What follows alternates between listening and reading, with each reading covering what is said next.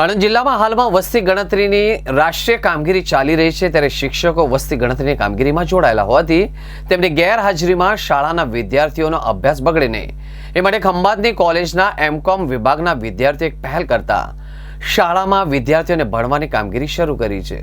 હાલમાં વસ્તી ગણતરીની કામગીરી ચાલી રહી હોવાથી શિક્ષકો વસ્તી ગણતરીની કામગીરીમાં જોડાયેલા છે, ત્યારે શિક્ષકોની ગેરહાજરીમાં વિદ્યાર્થીઓના અભ્યાસ પર અસર નહીં પડે એ માટે ખંભાતની કોલેજના એમકોમ વિભાગના હેડ હસન રાણાને વિચાર આવ્યો કે શાળાના શિક્ષકો વસ્તી ગણતરીમાં જોડાય છે તો શાળામાં એમકોમ વિભાગના વિદ્યાર્થીઓ જો ભણવામાં જાય તો વિદ્યાર્થીઓનો અભ્યાસ બગડે નહીં, જેથી તેમણે પણ એક પહેલ શરૂ કરી અને તેમાં એમકોમના વિદ્યાર્થીઓનો સહકાર મળ્યો।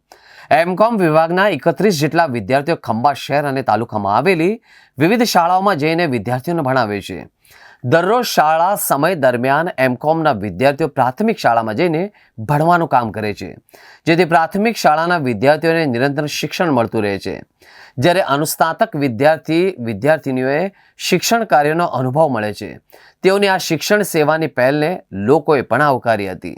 એમકોમ ડિપાર્ટમેન્ટ ખંભાતમાં અભ્યાસ કરું છું। અમારા પ્રોફેસર હસન સર દ્વારા એક કેમ્પેઇન ચલાવવામાં આવી રહ્યું છે, જેમાં બાળકોને અમારા પ્રાથમિક શાળાના બાળકોને સ્કૂલમાં જઈને ભણાવવાનું છે।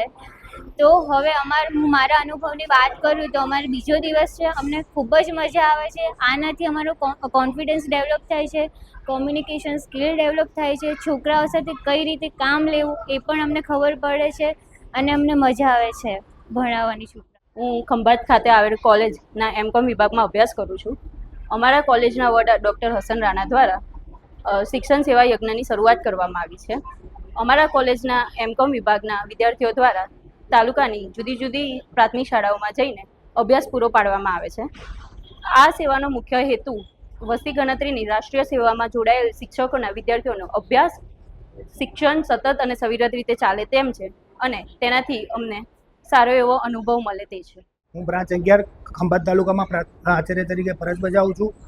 ખંભાત તાલુકાના એમકોમ ડિપાર્ટમેન્ટના પ્રોફેસર શ્રી હસનભાઈ રાણા દ્વારા એક નવા શિક્ષણ સેવાની પહેલ કરવામાં આવી છે, જેમાં અમારી શાળામાં એમકોમ વિભાગની દીકરીઓ દ્વારા બાળકોને શિક્ષણ આપવામાં આવી રહ્યું છે। અત્યારે જે વસ્તી ગણતરીની પ્રક્રિયા ચાલુ છે, પહેલાં એસઆરની કામગીરી શરૂ હતી, તો સતત અને બાળકોને શિક્ષણ મળી રહે અને શિક્ષણની ગુણવત્તા સુધરે તે માટે એક આનંદદાયી કાર્ય કરવામાં આવી રહ્યું છે, જે બદલ હું ખંભાત તાલુકામાં પ્રોફેસર સાહેબનો અને સમગ્ર તેમની ટીમનો ખૂબ ખૂબ આભાર વ્યક્ત કરું છું। ખંભાત કોલેજમાં હેડ તરીકે ફરજ બજાવું છું।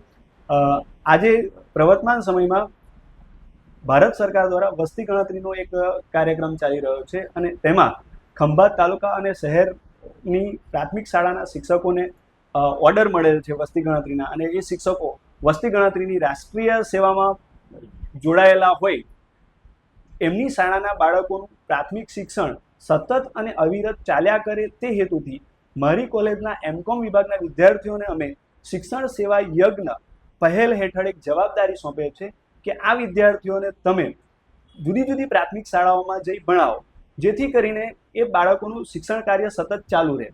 બીજું વસ્તુ એ કે આવું કરવાથી મારા જે અનુસ્નાતક વિભાગના વિદ્યાર્થીઓ છે તેમનામાં સોફ્ટ સ્કિલ ડેવલપમેન્ટ થશે, તેમનો કોન્ફિડન્સ વધશે અને એમની કોમ્યુનિકેશન સ્કિલ પણ ડેવલપ થશે।